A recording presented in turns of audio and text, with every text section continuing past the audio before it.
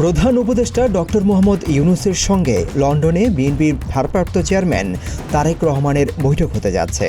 শুক্রবার লন্ডন সময় সকাল ৯টা থেকে বেলা ১১টার মধ্যে সেন্ট্রাল লন্ডনে হাইড পার্কের কাছে ডরচেস্টার হোটেলে দুই শীর্ষ নেতার 1-to-1 এই বৈঠক অনুষ্ঠিত হবে বলে আশা করা হচ্ছে।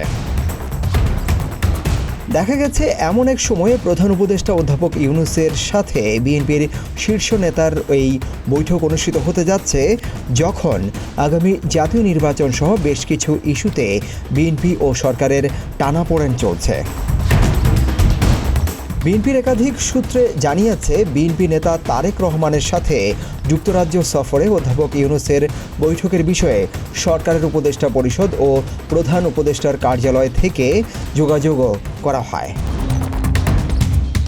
আরও জানা গেছে, প্রথম দিকে বিএনপির পক্ষ থেকে তারেক রহমান ও প্রধান উপদেষ্টার বৈঠকের ব্যাপারে অতটা আগ্রহ ছিল না। তবে নির্বাচন সময়ের প্রশ্নে আলোচনা হতে পারে, সেই প্রশ্ন থেকে শেষ পর্যন্ত দলটি এই বৈঠকে সম্মতি দিয়েছে।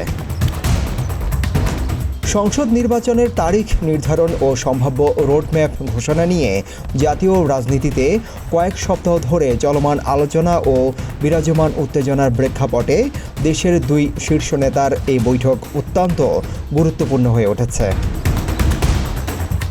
4 দিনের যুক্তরাজ্য সফরে প্রধান উপদেষ্টা ইতিমধ্যে লন্ডন পৌঁছে এই হোটেলে অবস্থান করছেন। সিদ্দিকুর রহমান রুমন, প্রতিদিনের বাংলাদেশ।